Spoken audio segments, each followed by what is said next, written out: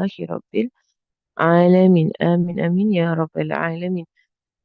Alhamdulillah. We're continuing with our class from the book Khuluquna, from the kitab Khuluquna, our moral constitution, um, by the great scholar Al-Allam Al-Habib Omar bin Muhammad bin Salim Al-Hafiz حفظه الله تعالى ونفعنا الله به وبعلومه في الدارين آمين. إلى أن قال so we are on the book خلقنا by the scholar of ours زمان إن شاء الله الحبيب عمر بن محمد بن سليم الحفيظ, to where he has said, so we're on the lines whereby he is speaking about um when he's speaking about tarbiyah. Now he's speaking about tarbiyah. And mashallah, I didn't realize it that day when I was speaking a lot about fatherhood, that it was Father's Day. I didn't notice it was Father's Day, Allah. No, like in Tarim, you have no clue, that you're on that what's going on in Singapore right, until like, I see my family group, then they start posting about fathers and everything, right? Or they start posting to my father. Then I'm like, oh, it's Father's Day, mashallah. I didn't even notice it was Father's Day. Like, but mashallah, subhanallah, there's a lot of research going on, especially, I know, with regards to tarbiyah from the father, right? So it's really, it's really, on both, father and mother, right, to ensure that their children receive, you say, an all-rounded tarbiyah. Right? So as I mentioned the last lesson also, that we have scenarios. So basically, when we speak about tarbiyah, I speak about first and foremost a full family unit, right? And a full family unit whereby both parents are able, right, to give tarbiyah, like in a sense that they are not, they are not wayward themselves, or they're not negligent themselves, or they're not, I mean, they're not in jail, they're not criminals, they're like, they're regular human beings, regular citizens, in the country. They're working, they're at home, they're with family. Right? So we speak about that is there's a scenario. And it's good. And then you move from that. I mean, and then you move into other scenarios, right? That moves away from that, that complete family structure, right? And then you speak about, so for in this scenario, how will it be? Then in this scenario, how will it be? Then in this scenario, well, how will it be? Right? So basically, as mentioned, tarbiyah, this is why it's not a one size fits all kind of thing, right? Of course not, and it can't be. It can't be, right? It can't be, and also, I mean, it has many factors that come in. Right? So we give like the best case scenario, right? And then, however, the family unit kind of is far from the best case scenario, right? Then you do the best that you can, and you do the best that you can, right? To try and reach as close as you can, right, to the best case scenario. You get what I'm saying? Right. So we speak about Allahumma sayyidina Muhammad. So because we speak about the best case scenario, right? So for example, a family unit, right, that is together. All right. So husband and wife are still married, right? Husband is working, right? Able to work, right? So in this case scenario, right? So you alert the husbands, right? That's that, so in this case scenario, whereby there's no complication, right? No complication whatsoever. So you say to the husband that he needs to be involved in the tarbiyah. And tarbiyah, we speak specifically about the religious upbringing. When you say tarbiyah, you are speaking specifically about the religious upbringing, right? As we know that it is a right of children, right? That they, first and foremost, in the story of Sayyidina Umar and the boy who hit his father, there was a story whereby, a father goes to Sayyidina Umar and says, Sayyidina Umar, my son hit me, he struck me across the head, you know, um, and Sayyidina Umar, as he turned to the son, he was about to punish the son for hitting his father. They have, shame. They hit your father across his head, and the son says, Sayyidina Umar, Ya Amir al-Mu'mineen, or leader of the believers, um, do children have rights over their parents? I asked Sayyidina Umar that, like, do children have rights over their parents? Right? And Sayyidina Umar said, yes, they do. They do. And the boy said, what are their rights?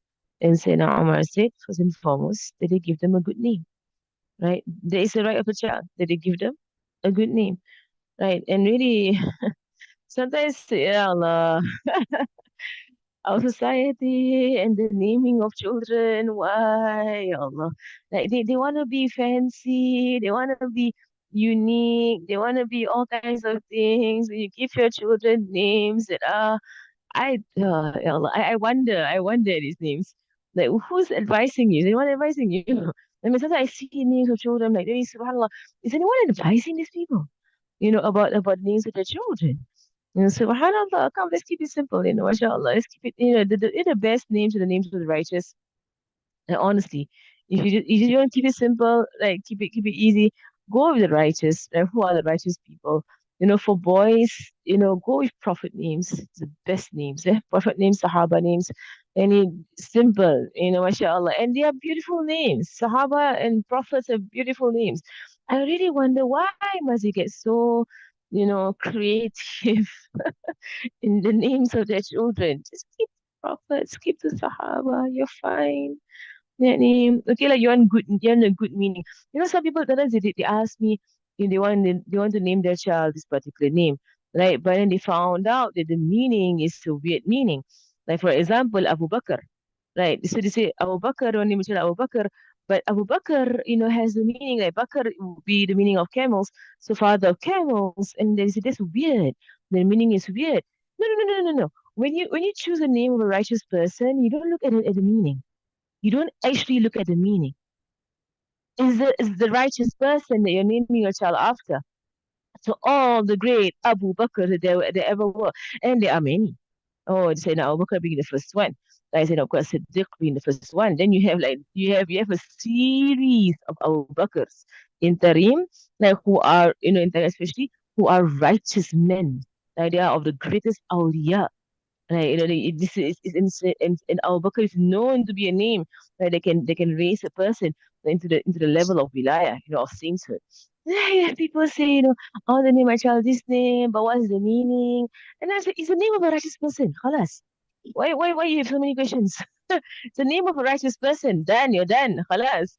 And what's the meaning of Zainab? What's the meaning of Aisha? What is the meaning of? Yeah, no. You don't ask the meaning if they are names of righteous people. Okay? Because the best thing about naming a child after righteous people is that the entire trait of that individual, especially the most righteous person who has that name, right? So the most righteous person that who actually holds that name in history of human beings, right? That is the person that you're naming your child after, right? So for example, people say, "Oh, I know a lot of Fatimas, but all the Fatimas that I know, they tend to be a bit weird. They tend to be a bit." They might say that, and Allah, I know if they say that. I heard people say that. No, no, no. We don't care about all the other weird Fatimas around. We care about the Fatima Zahra, right? The highest of them, the best of them. You're aiming to name your child after them. Subhanallah. I know my nephew Aqil and my brother's son. When they were naming the child, and now everybody have been named Bollywood. Oh, ya Allah. Well, I mean, it's funny actually. Well, the Malay culture has got Bollywood. The Malay culture has now named our the world looks so weird, mashallah, so funny. Right, so subhanallah. But no, Bahlul, because of our culture, the meaning of Bahlul is a different meaning. Allah alam. Actually, I would say, I mean, because he's Sheikh Bahlul. He is a wali, yani. Let me check on that. You can actually name your child Bahlul. I'm gonna check on that. I think he has a real name. I think he has a real name, Bahlul. You can check his name. Okay, I'll read my book and see what his name. Now everyone wants to call Bahlul. MashaAllah. But Sheikh Bahlul, he's a righteous person. What was I saying? Till I'm going through the rights of children, right? When I'm going to a long speech. Um, but I'm just saying that about regards to good names, Allahumma salli Muhammad. Naam. Yeah, my nephew Aqil, so my brother, he wanted the name Aqil very much, like the name Aqil, Aqil from the Aqal. and he is so like, someone who's very smart, very, intelligent, and so on. I saw, but my sister-in-law, she was like, oh, she knew an Aqil back in school, and she was like the worst person, ya Allah. Like, like you can't even know someone of that name. Then you're like, they were so annoying in school. I knew of an Aqil in school, and he was super annoying. So I said to Yani, Sheikh bin Salim, he had a twin brother, Sheikh Aqil bin Salim, right? So Sheikh Aqil bin Salim was a twin brother of Sheikh bin Salim, and Sheikh Aqil bin Salim, like he is the father of the Al Abbas family, right? And he is the one, like Shaqil bin Salim, he is like a wali masur. So he's a wali, right? He's a saint of Allah subhanahu wa ta'ala, and he's hidden, the hidden one. Yani. And Shaqil bin Salim was a wali mashhur, and he was a well-known, manifest wali of Allah subhanahu wa ta'ala. So I kind of assured her that, you name your child after Shaqil bin Salim. Right. So then, mashallah, you get it. You get it. Subhanallah. Right. So of course you can even, list, a list of people who hold that name. Right. So Abu Bakr, subhanallah, why people laugh at the name Abu Bakr? Do they not know about Sayyidina Abu Bakr? I mean, isn't he the most famous Sahaba? I do wonder, right? I do wonder. Okay. I do wonder, do they not know that Sayyidina Abu Bakr is the greatest, one of the greatest Sahaba? I wonder, do they not know?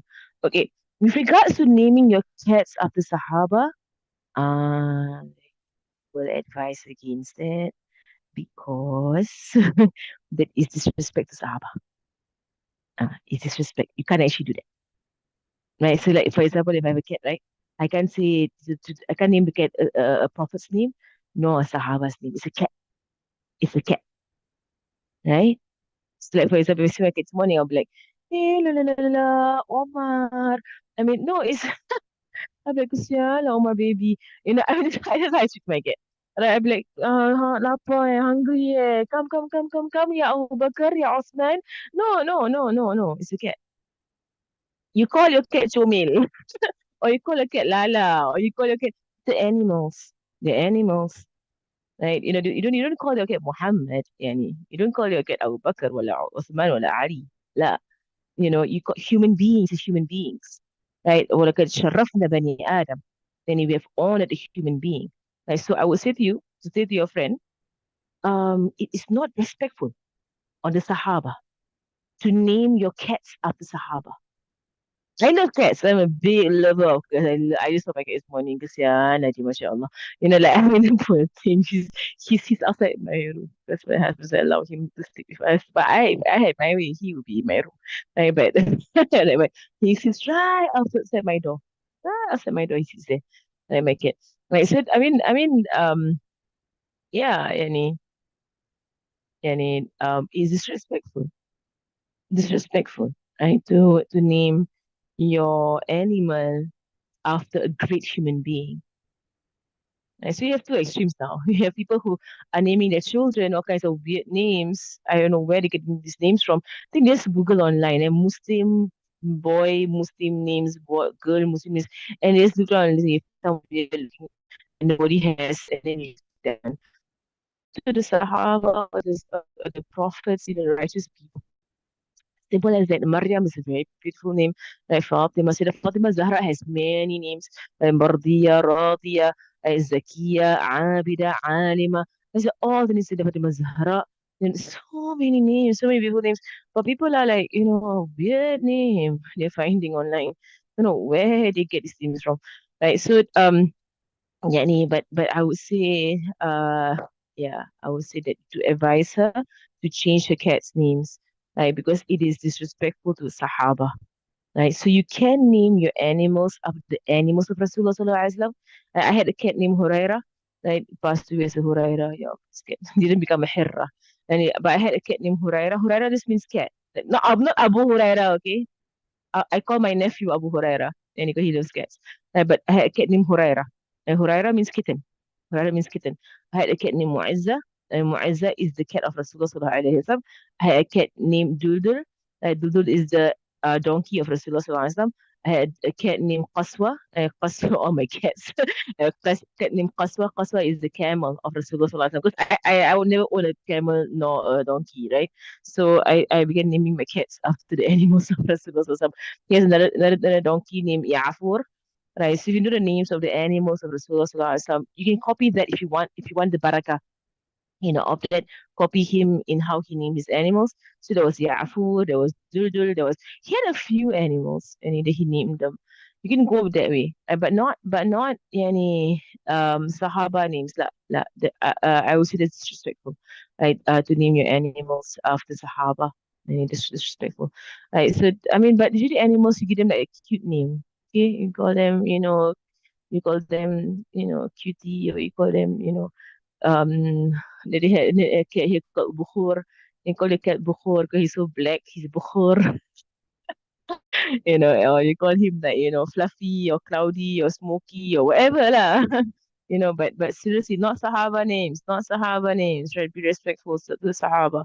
Yani, um, Allahumma salli ala Sayyidina Muhammad. Now, anyway, going to the story of Sayyidina Umar. So anyway, he says to the boy, the first right that you have with your father is that he gives you a good name, right? He gives you a good name. It's a right of the children. You give your children good names, and the best of names are the names of righteous people, righteous human beings, even above a good meaning, right? Giving a name over a right for based on a righteous human being is above even the meaning of the name. A righteous human being. I look around you and know who are the righteous human beings, in the history of Islam. So whether it be a prophet, for boys, prophet, or righteous woman of the past, right? Like Maryam, Asiya, there's all the great women of the past, Hannah, right? The mother of Sayyidah Maryam, and so on.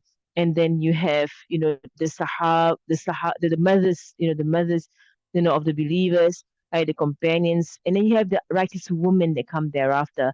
Right? So you have basically you have awliya, right? Awliya, names of awliya, right? So like names okay, Salma is the great grandmother of Rasulullah Sallallahu Alaihi Wasallam. Salma is a beautiful name. So many names, y'all. I really wonder, I really wonder about people who give weird names. Okay, that's the first thing. So the Sayyidina Umar says, you have a right to a good name, right? Secondly, like you have a right, right, to that he marries a woman who is righteous to educate you. That means it is the right of the child, it's the right of a child that you choose a righteous parent for them. Right? So in the sense, when you choose a spouse, it's not for you. People think I'm choosing a spouse to be my partner for life. La, you're choosing a spouse to be the parent for your future children.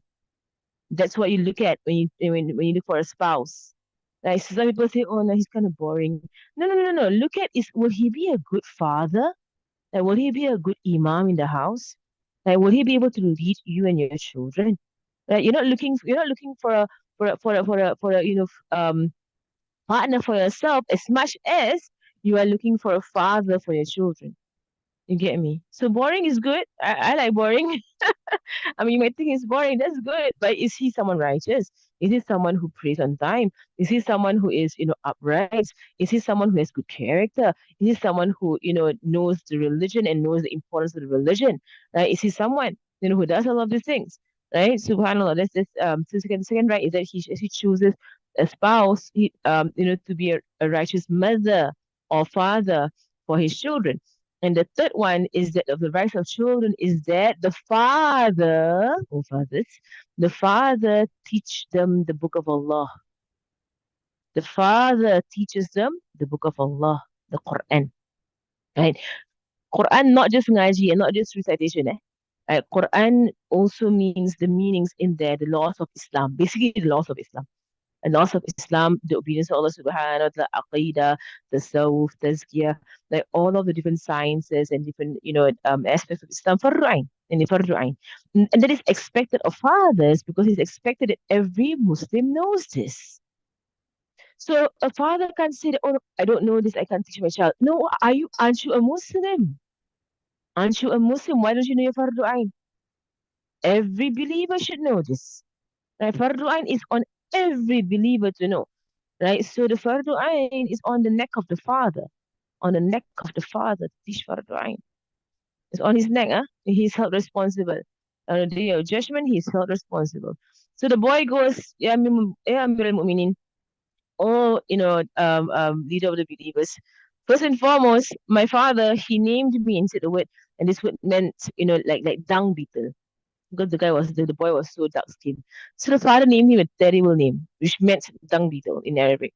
He first and foremost, he named me this, dung beetle. Secondly, my mother is not even Muslim. My mother is, Ahlul Kitab, right? My mother is someone of the book, a woman from the people of the book, Ahlul Kitab. She has no knowledge of Islam. My father married her, right? Or what she was a slave or something like that. But basically, the mother was not Muslim, right? So she couldn't teach me any Islam. And thirdly, he never taught me any Quran ever. Right? From the moment I grew in strength, he placed me on the field. And he only taught me how to rear cows and how to strike the cows. That's all I know how to do, right? To strike the cows and to rear them. And said, Umar turns to the father. He says to the father, "You are lucky. They didn't break your back, by hitting you. You are Subhanallah. That's all you taught your child, right? Subhanallah. I mean, the right of the child, right? So it is on the father. It's on the father. He is held responsible. He is held responsible, right? No, Subhanallah. Right, and us us Asians and our asma murakkab, the Arabs are amazed. What is asma murakkab? Basically, you have like two names. You just have two names. It's our obsession, as Asians. I don't know. We just can't seem to decide on one name. I seen someone who had four names and they all belong to that person. It's not their father.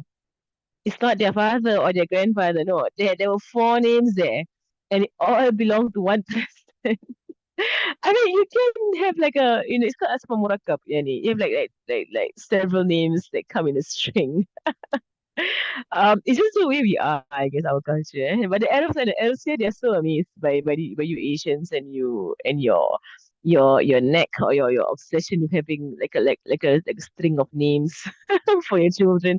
And they always say that the Asians minimum have two names. Right. So you have like I mean the one who asked me, Omar Safwan. Any choose one. But if you want to put both, up to you. No one's gonna stop you. But yeah, like, is this something in our culture? And is this our culture thing? Like people, our culture, we can't just choose one name. We just my husband, brother's children. Only his first two children had two names to their name, because they were born in Singapore. Right, so you have the first one, Isa Abdullah. Isa Abdullah. Okay, amongst the Arabs, it's either Isa or Ida or Abdullah, right? Like they won't do this, Isa Abdullah thing. Like or they go is either Muhammad or it's either Ahmad, for example. They won't go Muhammad Ahmad, that kind of thing. Right? They will just have one name. Right? Just have one name. They won't do like, Murakkab. So but he had his first two children, the second was Noha Hanan, two names. And then thereafter his last three, right now his last three children, all one name. Why? Because Habib named them. Habib named them. So it's just like Maryam or Khalas. Nothing after Maryam. It's just Maryam. Just Maryam. Right? And then there's Zahra. And just Zahra. Nothing. Nothing else. And the last one is Muhammad. Just Muhammad. Right? No, nothing around the name Muhammad. I mean, it's culture, I guess. The Arabs, they don't have like several names in one go. Right, but it's an Asian thing. We do this several names thing. Nothing wrong. It's our culture, I guess. It's our culture. Anyway, but it's just our culture. We just have this. But now it's gone to the level I've seen people who had three. Last time I saw was four, and I thought was one of it must be their father. You know, but no, all four belong to the boy. Subhanallah. Why you can't choose one? Just choose one. Come on. Don't like give all four. The poor child when he's doing his exams, he's letting all the four, the full name down. Mashallah. Ya Allah.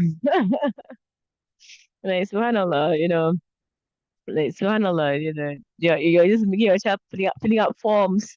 They want to get into a country, do the visa, and they're like, my mother gave me such a long name.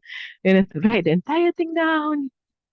mashallah. So there is a right of a child, right? And there is what we spoke about with regards to the father, right? The importance of the father. Right. So first and foremost, the address is to men, right? So because you see, right now, you train your boys. If you have sons, right? If you have sons, train them to be proper fathers. Okay, train them to be great fathers, right? Because every great person, in the past, right, they have great fathers, right? They have great of the awliya, right? The awliya, even the righteous woman, righteous men, right? They are from a line of great fathers. I look at all the awliya, subhanallah. Some of them, like they were often, the mother was a great woman, right? But a lot of them, it was a training of the father. The father trained them, like, in how they were. Subhanallah, right? So if we can begin to shape up our sons, our boys, because men are the leaders of society, right? Men, they are the leaders of family, right? Allah has placed all of this responsibility on the shoulders of men, right? So we need to really, nurture our men, right, to be men and not to be, wimps or not to be so weak. Our boys nowadays, ya Allah, right, because of the culture of the society of the modern age, whereby all they do is play games and play computer games and like so incredibly weak, can't hold any responsibility whatsoever. That's really, subhanAllah, and then we always compare to the Sahaba, let's say the Osama bin Zayd, a 17-year-old leading an army. He's not the only one. He's not the only one. So many of the Sahaba, even the righteous people after that, like Habib Umar at 23 years old, writing this kind of book, Shakab bin Salim, writing Miftah al-Sarair, he was only 17. Like, where are our teenagers now? Because we don't raise our children to be, great adults, right? But we keep them babies. And that's what's happening. We're keeping our kids as babies. Right? We're not raising them. People don't know the tarbiyah, of teenagers. Right? They do the same tarbiyah they did, when the kids were small, like 4 or 5 years old. And they do the same tarbiyah into 7 years old. And then the same tarbiyah into 13, 14, 15. No, you can't do that. As they grow older, you gotta be you gotta the disciplinarian in you must come out. It has to be hard right now, because they're gonna be shaped up.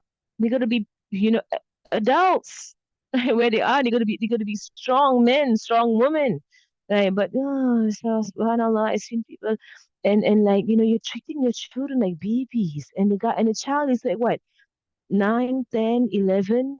No, no, this is when you kind of like you whip them into shape. Like, you kind of really, they need to rise up, take more responsibility, know how to fill their time with beneficial activities. Do you have to dictate for them how they use their time? Subhanallah. I mean, like at the age of what, 9, 10, that you still need to tell them what to do to fill up their time. Otherwise, they'll just, loiter around and just waste their time. They're not five.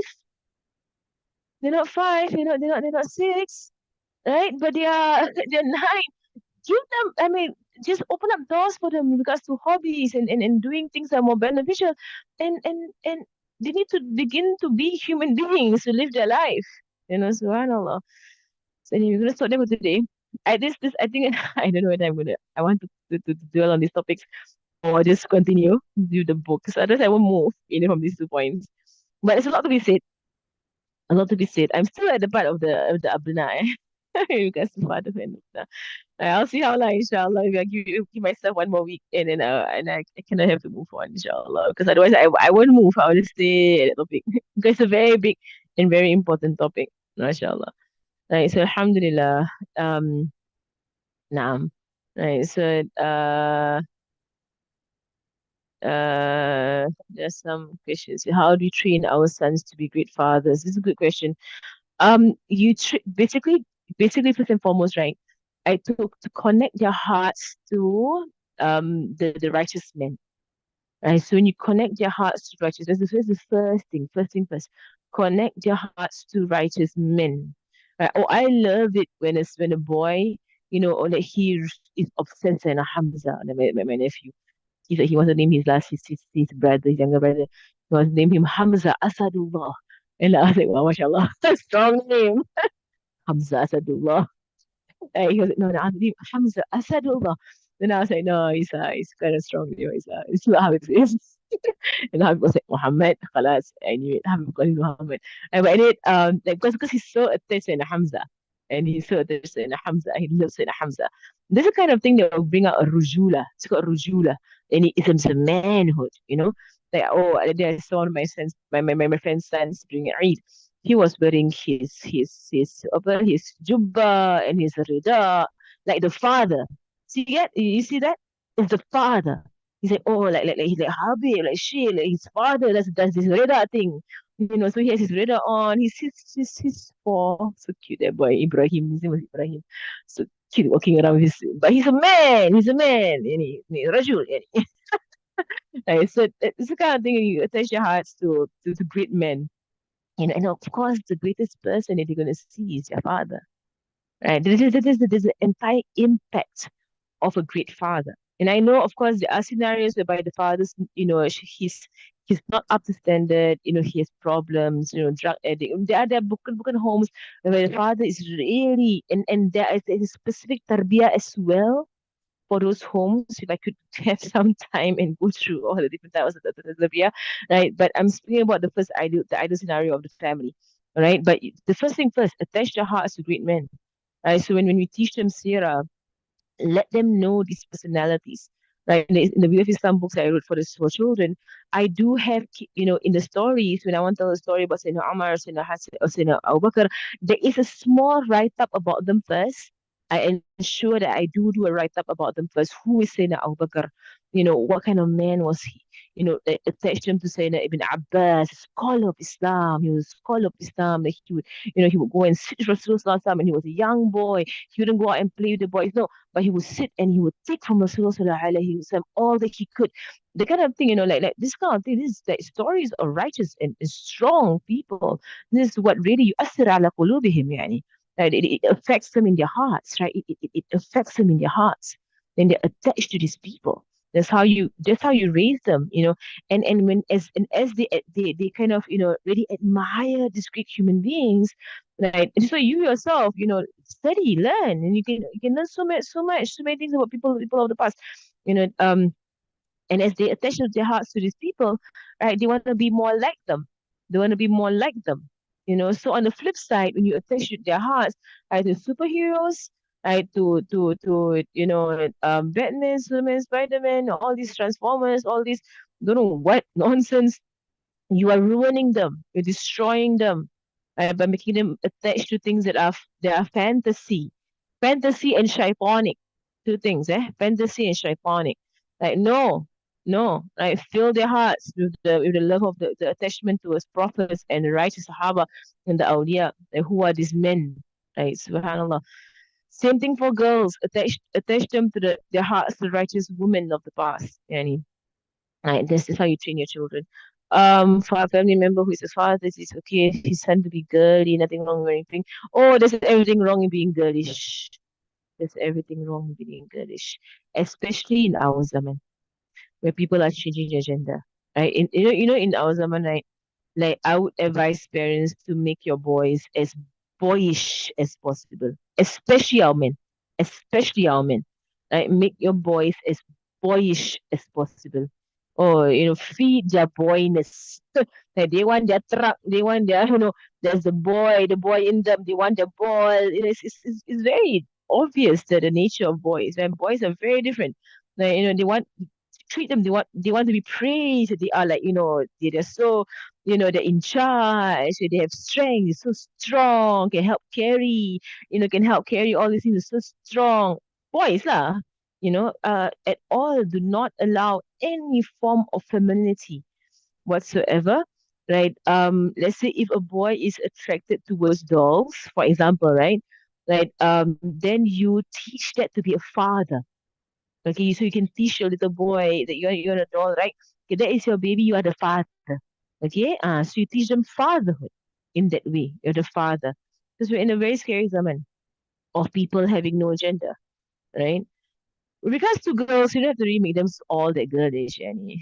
Girls, we kind of okay. Just be beware. They don't actually, you know, because for girls, LGBT, a lot of lesbians are very feminine in themselves. Like it's not a matter of boyishness or girlishness, but it's a matter of there's entire study as to what makes a woman lesbian, and a lot of it is fear of men. There's a very, core reason that is actually the fear of men that causes for women to be lesbian, or that there is a missing, they lack the love of a woman that naturally comes in the way of the mother. Mm. Many lesbians, right? They have this, they lack. Because women need womanly love. We do. Women need womanly love. Love and not lust, love, right? And that comes to us naturally by our mothers. Our mothers give us womanly love because womanly love is very gentle. It's very, there is an intimacy there regard that women have with each other, right? And so naturally it comes from the mother. So many, almost 100% of lesbian cases, especially those in teenagehood, right, amongst teenagers, almost 100%, every single case, there is a missing mother. The mother's not home. The mother's not expressing her love. The mother's working round the clock.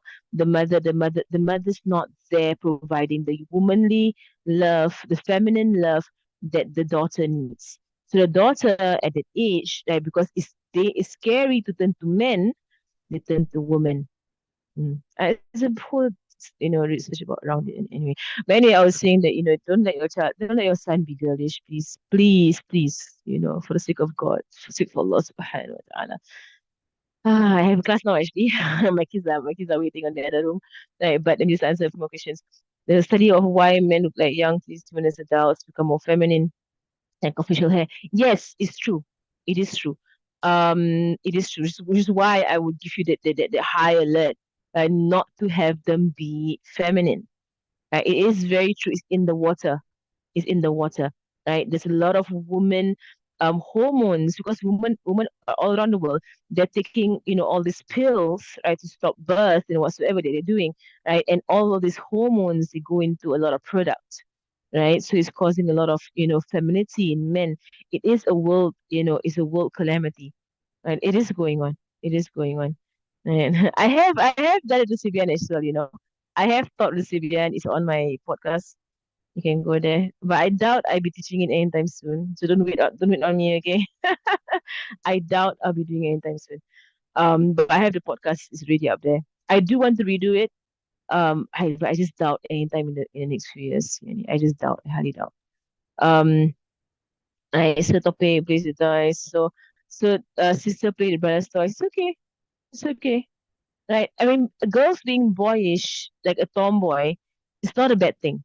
As opposed to a boy being girlish. You get me? I was very much tomboy. I mean, I was very boyish because I have five brothers. Right? But it didn't make me, lesbian. Yeah, right? But I mean, in the sense that, I mean, I like, as I grew older, I had a attraction towards men naturally, right? But tomboyishness is not an I. I mean, I actually like girls who are not so girlish. Yeah, Allah, my nieces, every one of them, they're obsessed with pink. Why lah? Why lah? But I mean, we let them be there in their obsession with pink. Yeah, Allah. Okay, mashallah. Yeah, I get. Inshallah, he gets his son named Sayyidina Fatima Zahra. Inshallah. I mean, like, I know a few Fatimas. I know a few Fatimas, and they are good women. They will be. I also they will be good wife material. And I can find for him a Fatima that I know. Who's a very good wife material.